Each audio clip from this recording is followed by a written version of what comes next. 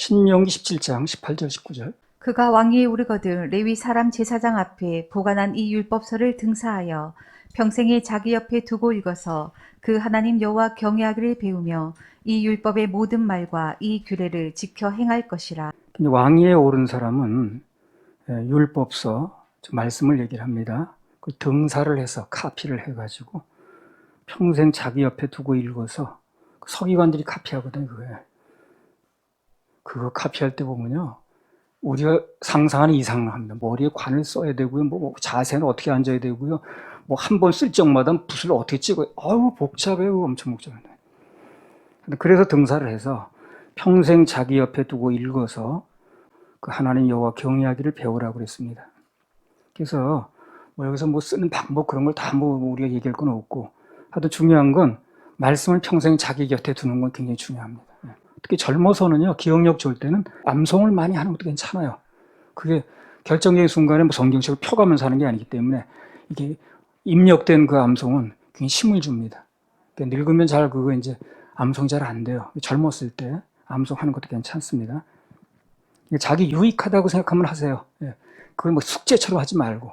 내가 이렇게 암송을 하고 또 어려울 때에 이 말씀을 내가 인용하면 머릿속에 있는 거니까 뭐 들고 다닐 필요도 없거든요. 그러면 이제 유리하다고 생각하면 하는 거고, 동기가 있어야 되니까. 그럼 억지로 이걸 외우듯 그렇게 하지 마세요. 힘드니까. 신명기 17장 20절. 그리하면 그의 마음이 그 형제 위에 교만하지 아니하고 이 명령에서 떠나 좌로나 우로나 치우치지 아니하리니 이스라엘 중에서 그와 그의 자손의 왕위에 있는 날이 장구하리라. 평생 말씀을 가까이 하면 여기 이제 나온 것처럼 좌로나 우로나 치우치지 않게 돼요. 그 말씀이 중심을 잡아줍니다. 말씀은 우리 인생의 중심을 잡아줘요. 그래서 말씀대로만 따라가면 절대 뭐 좌로나 우로나 치우치지 않습니다. 그리고 그의 날이, 사는 날이 장구하다 그래요. 그래서 이 말씀을 가까이 하는 사람들이 어떤 복이 있는가에 대해서 제일 자세하게 써놓은 그 구절이 시편 119편입니다. 시편 119편 전체가 그런 얘기예요. 말씀을 가까이 했을 때 어떤 유익이 있고 우리 인생에 어떤 좋은 길이 인도되는가에 대해서 집중적으로 써놓은 구절이 시편 119편인데 그게 성경에서 제일 깁니다. 또 그게. 그만큼 많다는 거예요. 말씀을 사모하고 말씀을 마음에 두면 유리한 게 그렇게 많다는 얘기입니다. 그래서 시편 119편에서 말씀을 우리 가까이 했을 때 어떤 유리한 점이 있는가에 대해서 이번 시간하고 다음 시간하고 길면 그 다음 시간까지 이렇게 한번 해보겠습니다. 우리가 알듯이 시편 119편은 성경 중에서 가장 긴 장이거든요. 무려 176절이나 됩니다. 그래서 그 말씀을 사모하고 덜 가까이 하는 사람이 어떤 유리한 점이 있고 어떻게 인도가 되고 어떻게 하나님의 복을 내리고 하는 것에 대해서 그렇게 많은 게 있는 거예요. 그래서 그 내용이 176절이나 됩니다. 그래서 시편 119편의 주제는 말씀을 사랑하고 사모하는 사람들이 어떤 복을 받는가에 대해서 아주 중점적으로 얘기를 하거든요. 그럼 말씀을 사랑하고 사모하는 자의 유익과 복이 무엇인가? 시편 119편 1절. 행위 완전하여 여호와의 법에 행하는 자가 복이 있으며. 하나님의 법, 즉 말씀대로 하게 되면 영육간의 모든 복을 누릴 수가 있어요. 이 모든 복은 하나님의 말씀을 사랑할 때 옵니다. 하나님의 말씀을 등한시하고 그냥 막 아주 가볍게 여기고 하는데 뭐 세상에서 무슨 복을 받고 사는지 모르지만 그건 진정한 복이 아니에요. 정말 진정한 복은 말씀을 사랑할 때, 그 말씀에 내 마음에 심어서 그 말씀대로 움직이려고 할 때, 그 말씀이 나를 인도해 갈 때 그 인생이 정말 복되어지는 겁니다. 특히 영적인 복은 말씀 속에 있기 때문에 진정한 복인 구원을 비롯해서 영적인 복을 받으려면 그 말씀을 늘 사모하고 귀담아 듣고 가슴에 심고 또 묵상도 하고 묵상을 되뇌이는 거거든. 그게 누군가를 내가 볼 때에 그 사람이 장래가 어떻게 될 것인가는요 딱 보면 알아요. 말씀에 대한 태도가 어떤 거 보면 알아요. 될 사람은 말씀에 대한 태도가 달라요. 받아들인 자세가 틀리고 그 말씀 앞에 그 겸손한 마음을 가지고 또 경외하는 마음을 가지고 그럼 그 사람은 지금 뭐가 좀 잘못되어 있어도요 결국 말씀이 바로 잡습니다. 그 사람을. 근데 안 되는 사람은 말씀에 대한 태도가 영 안 좋아. 귀하게 여기지도 않고. 그러니까 모든 것에 앞서서 그 말씀에 가치를 두고 중점을 두고 사모하는 사람은 그 말씀이 그를 잘 인도하실 뿐더러 그 인생은 결국은 잘 되게 돼 있습니다. 그게 복잡할 게 없어요. 로마서 4장 3절. 성경이 무엇을 말하느뇨? 아브라함이 하나님을 믿음에 이것이 저에게 의로 여기신 바 되었느니라. 그러니까 간단히 말하면 그거예요. 어떤 일이 벌어졌을 때 그 상황이 중요한 게 아니고 형편이 중요한 게 아니고 시시비비가 중요한 게 아니에요. 거기에 대해서 성경이 무엇을 말하느냐, 이게 중요하다는 거예요. 그 성경이 뭘 말하는데 거기에 대해서 말씀은 뭐라고 기록되어 있는데 이게 중요하다는 거예요.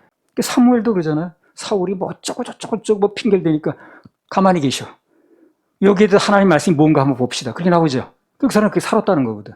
말씀이지. 그래서 신앙 안에서 뭐가 되려면 인간들이 만들어놓은 신학, 무슨 전통, 별거 아닌 거, 사상, 그런 게 중요한 게 아닌 거예요. 거기에 목숨들 걸던데 그게 중요한 게 아니고 성경이 무엇을 말하느냐, 성경이 뭘 말하느냐, 성경이 어떻게 기록되어 있는데 이게 중요한 거예요.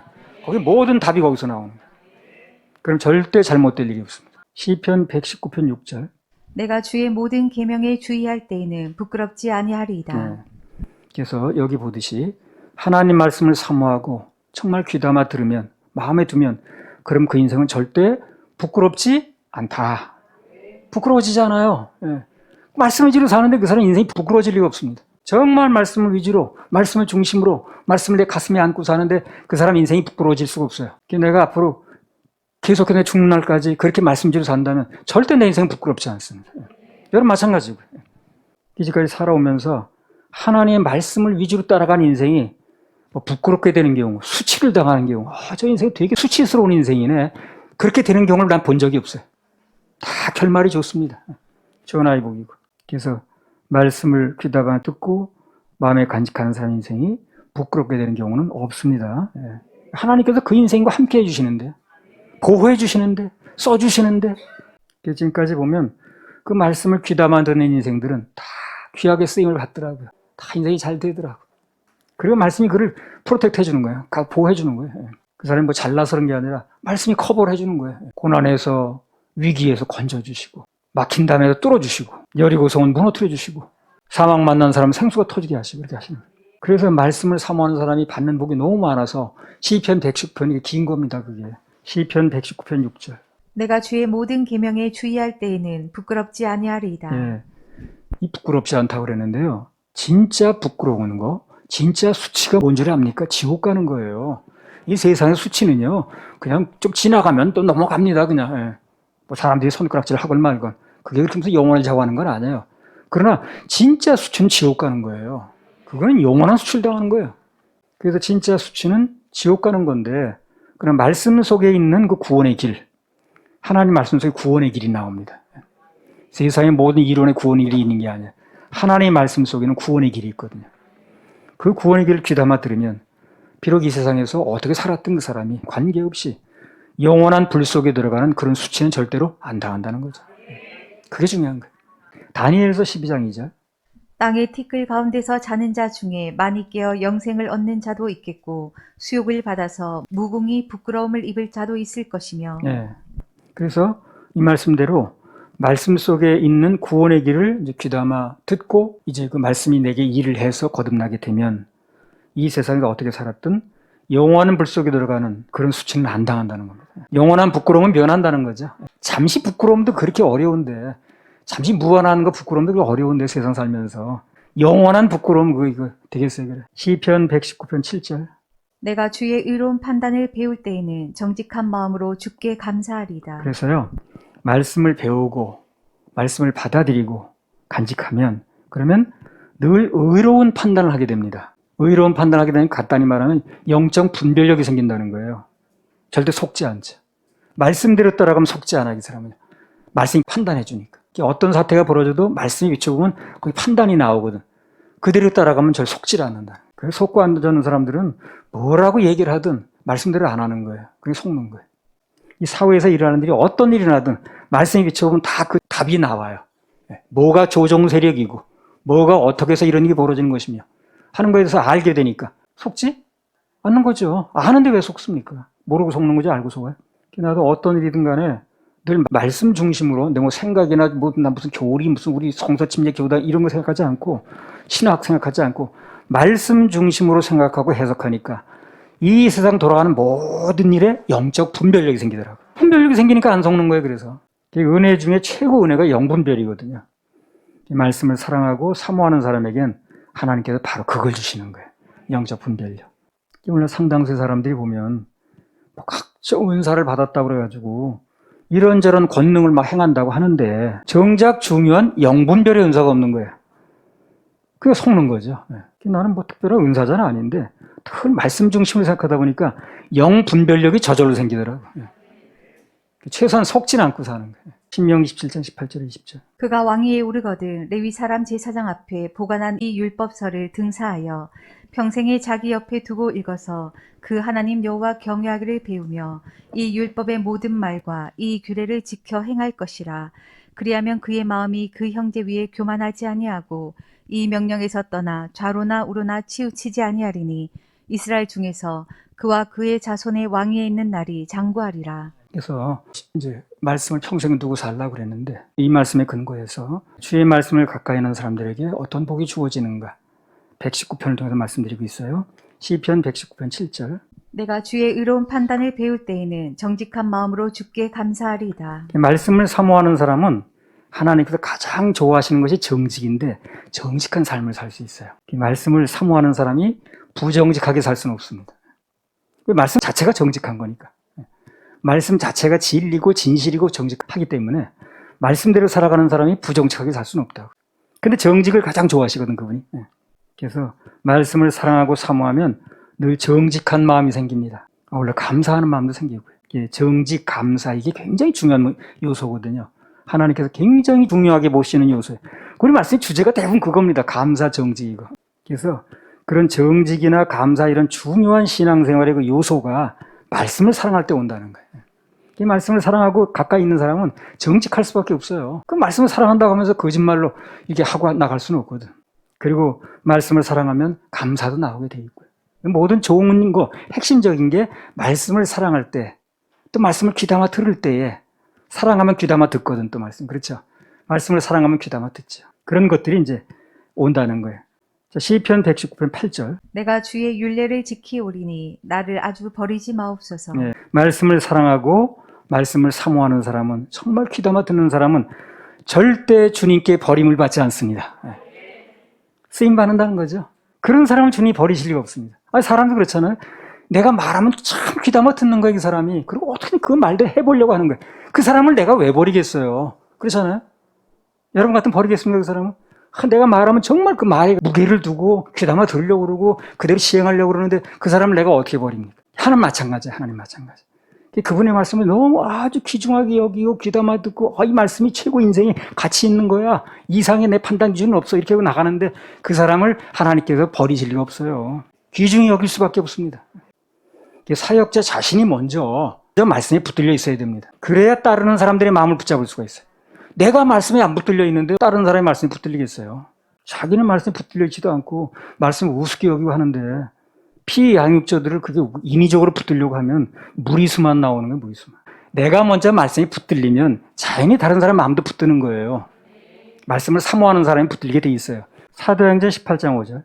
실라와 디모데가 마게도냐로서 내려오매 바울이 하나님의 말씀에 붙잡혀 유대인들에게 예수는 그리스도라 밝히 증거하니. 바울이 하나님 말씀에 붙잡혀 그랬죠. 그러니까 그 사람 사역할 때 이 마음의 중심이 뭡니까? 말씀에 붙잡혀서 하는 거예요. 자신이 먼저 말씀에 붙잡힌 거예요. 그래서 말씀에 붙잡혀서 사역을 하니까 또 다른 뭐 디모데라든가 디도라 이런 사람의 말씀을 그 마음을 붙잡고 하는 거예요. 그래서 내가 먼저 말씀에 붙잡혀야 기타 다른 사람들의 마음을 붙잡을 수 있다는 겁니다. 사역자들은 꼭 말씀을 귀중하게 여겨야 됩니다. 그래야 그 말씀이 귀중히 여기는 사람을 붙잡을 수 있지. 진짜 알맹이들을 붙잡아요. 신명기 17장 말씀에 평생 그 말씀을 가까이 두고 살아라 하는 이제 말씀에 근거해서 그 말씀을 가까이 두고 살면 어떤 복이 있는가 이런 말씀을 보고 있습니다. 시편 119편 9절. 청년이 무엇으로 그 행실을 깨끗게 하리이까? 주의 말씀을 따라 삼갈 것이니이다. 말씀을 사랑하고 사모하는 사람은 자동적으로 행실도 깨끗해집니다. 말씀 자체가 깨끗한데 말씀 자체가 깨끗한 거예요. 생수입니다. 말씀 자체가 생수고 정결하니까 그 말씀대로 사는 사람은 행동도 저절로 깨끗해지게 되어 있는 거예요. 인간은 근본적으로 무슨 도덕이라든가 윤리 이런 걸로 깨끗해지는 게 아니에요. 그런 거 내세워봤자 어길 일밖에 없어요.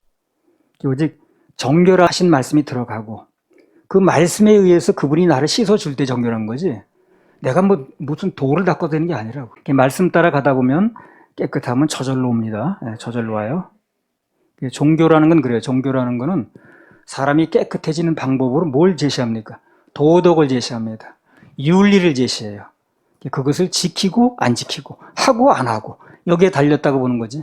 보는 거죠. 종교는 그렇게 얘기를 합니다. 뭐를 안 해야 되고 뭐를 해야 되고 무슨 불교에 보면 108계율인가 뭐 있어요. 8정도라는 것도 있습니다. 8가지 계율 어쩐 식으로 해가지고 이제 그런 식으로 이제 얘기를 하는 거예요. 사람이 뭘 지키고 뭘 또 안 해야 되고 전부 사람한테 달렸어. 그 구원이 율법을 가지고 그걸 해야 되니 안 해야 되면 그 불교하고 똑같은 얘기를 하는 거거든. 그래서 우리가 이제 잘 알다시피 이 종교는 창세기 3장에 나오거든요. 그 범죄를 하고 나서 자기 수치가 보이는 거야. 사람들이 그 수치를 가려보겠다는 그런 의도로 무화과 나무 잎을 이제 그 이파리를 만들어가지고 가렸다는 거죠. 그 치부를 가렸다는 거 아니겠습니까? 그래서 인간이 가는 곳에는 다 그게 있어요. 인간은 어디 가든지 그 자기의 어떤 근본적인 죄성 치부를 가리고 싶은 거예요. 그래서 종교라는 걸 만들어냅니다. 인간이 존재하는 곳에는 창세 이후로 고대 어디 가든지 다 종교가 있습니다. 그 종교의 방식이 무엇이든 간에 다 종교라는 게 있어요. 그런데 여기 그 창세기에 나왔듯이 그 종교라는 건 무화과 나무 이파리 같아서 나무에 떨어졌으니 생명이 없어서 영원히 가리우지 못한다. 영원히 깨끗게 할 수가 없어요. 그래서 윤리나 도덕 이런 걸 가지고 죄를 기준하게 되면 기준이 제대로 쓰지도 않겠지만 하나님 앞에서 완전할 수가 없습니다.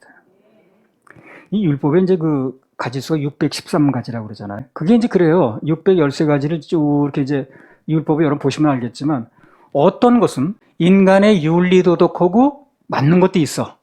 살인하지 말아라. 간음하지 말아라. 도둑질하지 말아라. 이건 인간의 윤리도덕하고 맞죠? 근데 어떤 거는 윤리도덕하고 안 맞는 것도 있어요, 또. 그게 더 많아요, 어떻게 보면. 돼지고기 먹는 것, 오징어나 갈치 먹는 거. 그 윤리도덕하고는 아무 관계없죠, 그죠? 아니, 오징어 먹었다고 윤리도덕은 문제가 되는 거예요? 무슨 갈치찌개 먹었다고 윤리도덕은 문제가 되는 거예요? 그러니까 윤리도덕만 가지고는 율법을 커버를 못 하는 거예요. 안 들어가는 게 너무 많아가지고. 그래서 윤리도덕 가지고 한다는 사람은 결국 실패할 수밖에 없는 거예요. 하나만 어겨도 안 된다고 그러는데. 야고보서에 나오잖아요. 하나만 범해도 다 범하고 똑같다는데 그 율법에서 말하는 것이 윤리도덕하고 맞으면 그러면 어떻게 지켜서 해본다고 하는데 윤리도덕 신경도 안 쓰는 것도 많다고 율법에는. 그 지금 얘기했잖아요. 무슨 돼지고기 먹는 거, 삼겹살 먹는 거 윤리도덕에서 얘기를 하냐고 그거를. 그런데 성경 분명히 아니라고 그랬거든. 가정하다고 그랬거든. 그래 윤리도덕까지는 커버를 못하는 거예요 그거를. 그 윤리도덕만 지켜가지고는 어떻게 된다는 거야? 안 된다는 거죠. 그래서 그 자살죄라는 건 아무리 봐도 윤리도덕에 안 맞거든 그걸. 그러니까 엄청 크게 보는 거죠. 그러나 그렇게 말하는 사람도 어젯밤에 내가 삼겹살 파티했어. 그건 엄청 큰 죄. 이렇게 생각을 하지 않는 거예요. 그러니까 오직 자살죄라는 그 윤리도덕에 어긋나는 거 내가 이해가 되니까 그것만 안 하면 되는 거지. 그거나 어쩌냐게 삼겹살 먹은 거나 똑같다는 얘기라는 걸 모르는 거예요. 그러니까 지켜야 된다고 자꾸 나오는 거야. 윤리나 도덕 가지고는 하나님 법을 다 커버하지 못해요. 사람의 기준에서는 그게 윤리하고 맞는 것도 있고 또 사람의 기준에서 괜찮은데 그거 전혀 죄가 안 되는데 율법에서는 그게 가정하다 또 나오네. 그러니까 율법 가지고 윤리도 되지도 않고 율법 가지고는 그래서 그걸 가지고 우리의 죄성이 뭔가 뭐가 죄인가 뭐가 어긴 것인가 뭐가 범한 것인가 알아내는 거예요 그걸요. 그러니까 그게 보니까 삼겹살 먹어서 안 되네 갈치는 비늘이 없으니까 안 되네 이런 식으로 해가지고 해보니 안 되거든. 그러니까 지키라는 게 아니지 그게. 지키라는 게 아니고 예수님이 율법에 마침이 된다고 그랬죠. 그것을 다 맞춰주신 다 이루어주신 그분의 공로를 힘입으면 된다는 게 그게 복음이에요 바로. 그게 복음을 선포해야지 교회가. 레위기 11장 10절에 12절. 물에서 동하는 것과 물에서 사는 것, 곧 무릇 강과 바다에 있는 것으로서 지느러미와 비늘 없는 것은 너희에게 가증한 것이라. 이들은 너희에게 가증한 것이니 너희는 그 고기를 먹지 말고 그 주검을 가증히 여기라. 수중 생물에 지느러미와 비늘 없는 것은 너희에게 가증하니라. 그러니까 이제 비늘 없는 거 또 갈치 같은 거 비늘 없잖아요. 그럼 다 우리 먹잖아요 이제 흔히. 지난번에 전에 어디 가니까 그 집은 장어만 팔어. 다른 건 안 팔어. 어쩌서 먹었지 뭐 어떡해. 그것도 비늘 없는 고기니까 율법을 범한 거예요. 그러니까 그거야 이제 기준은. 자기 마음에 생각할 때 이건 큰 죄야. 윤리도덕하고 안 맞아. 이것만 지키겠다고 나오는 거야. 예. 그러나 윤리도덕 아닌 것도 많아요. 율법에는. 그 신경도 안 쓰는 거야. 하나만 범해도 다 범했다는데. 그러니까 안 되는 거지 그게. 그거 몇 가지 윤리도덕에 맞는 거 그거 지켰다고 되는 게 아니에요. 그러니까 무슨 장어구인이 그런 것도 다 윤리도덕에 어긋나는 게 아니지만 율법에는 안 된다니까요. 그리고 그거 지켜도 되는 게 아닌 거예요. 그래서 인간은 율법의 완성을 이룰 수가 없습니다. 없어요. 그게 나쁜 거라는 인식 자체가 없는데 어떻게 그걸 지키냐고. 그게 뭐 간음이나 살인처럼 나쁘다는 인식이 있어야 돼 지켜보려고 노력이라도 하는데 무슨 삼겹살 먹는 거 무슨 갈치조림 먹는 게 그게 나쁘다는 인식 자체가 없는데 어떻게 지키냐고 그걸. 인식 자체가 없는데. 그래 못 지키는 거야. 그래서 갈라디아서 3장 10절. 무릇 율법 행위에 속한 자들은 저주 아래 있나니 기록된 바 누구든지 율법책에 기록된 대로 온갖 일을 항상 행하지 아니하는 자는 저주 아래 있는 자라 하였습니다. 그러니까 율법을 지켜서 뭘 하겠다고 하고 율법 아래 있는 사람들은 누구든지 율법책에 기록된 대로 온갖 일을 항상 해야 되는 거예요. 항상 해야지 않으면 저주 아래 있는 거예요. 왜 다 지켜야 되니까. 그럼 나는 자살하면 지옥 간다 우치되는 사람이 갈치도 안 먹는지 오징어도 안 먹는지 삼겹살도 안 먹는지 난 그게 의심스러운 거야. 그럼 일체 안 먹고 회교도들처럼 그렇게 사는 건지. 그렇지 않을 겁니다. 율법적으로 뭘 하고 안 해서 그렇게 됐다고 외치는 사람들은 이런 말씀을 깊이 한번 묵상해 봐야 돼요. 그래야 자기 자신이 지금 되는 일을 하고 있는 건지 안 되는 말을 하고 있는 건지 구별할 수 있겠죠. 계시록 21장 27절. 무엇이든지 속된 것이나 가증한 일 또는 거짓말하는 자는 결코 그리로 들어오지 못하되 오직 어린 양의 생명책에 기록된 자들 뿐이라. 그러니까 무엇이든지 속된 것이나 가증한 일은 어떻습니까? 천국에 못 들어간다는 얘기죠. 그럼 아까 갈치 먹는 게 가증하다고 그랬죠. 비늘 없는 거. 그럼 못 가는 거예요. 그래서 가증한 일을 행하면 천국에 못 들어간다고 그랬잖아요. 그래서 되는 방법은 어린 양의 생명체 기록이 돼야 된다면 그게 나오죠. 27절. 그러니까 가증한 건 못 들어간다는 얘기는 아까 그 간단히 말해서 무슨 뭐 비늘 없는 고기 먹으면 다 가증하다고 그랬거든. 돼지고기. 그럼 못 들어간다는 얘기라는 거예요. 그게 그래서는 안 되고 오직 어린 양의 생명체에 기록된 사람만 들어간다는 거거든. 거듭나면 생명체 이름 기록되는 거 아니겠어요? 윤리 도덕에는 아무 상관이 없지만 그런 하나님의 기준이 율법에 의하면 비늘 없는 생선 먹는 거 그런 거 다 그 지옥 갈 죄라 가증한 거니까. 그래 무슨 수를 써서 그걸 지켜서 구원을 받겠냐고. 안 되는 걸 하려는 게 악이거든. 자기도 몰라 속아서. 로마서 10장 4절. 그리스도는 모든 믿는 자에게 의를 이루기 위하여 율법의 마침이 되시니라. 그래서 우리는 율법의 마침 대신 율법을 끝내주신 율법을 종결하신 그분의 보혈의 공로를 믿어야 되는 거예요. 그래서 그리스도는 모든 믿는 자에게 의를 이루기 위해서 율법의 마침이 되신다는 거예요. 율법은 그분이 다 맞춰놓으시고 그걸 믿으면 된다는 거예요. 그럼 의로워진다는 거예요. 우리는 율법의 마침 대신 다 이루어놓으신 끝내주신 그분의 공로를 믿어야 그래 미생이 아니고 완생이 되는 겁니다. 계시록 21장 27절. 무엇이든지 속된 것이나 가증한 일 또는 거짓말하는 자는 결코 그리로 들어오지 못하되 오직 어린 양의 생명책에 기록된 자들 뿐이라. 그렇죠. 그러니까 뭐 가증한 일에는 아까 율법이 얼마나 많이 나왔습니까? 그런 게 다 먹는 거 얘기 다 해요. 그래서 그런 거 가지고는 결코 들어올 수 없고 들어오지 못하되 오직 어린 양의 생명체에 기록된 자들만 들어온다. 우리는 오직 우리의 지옥 갈 모든 죄를 십자가상에서 당신의 보혈로 깨끗하게 해결하신 깨끗이 덮어버리신 그분의 보혈 그것만 믿어야 되고 그래야만 씻어집니다. 할렐루야. 우리 하나님께 박수를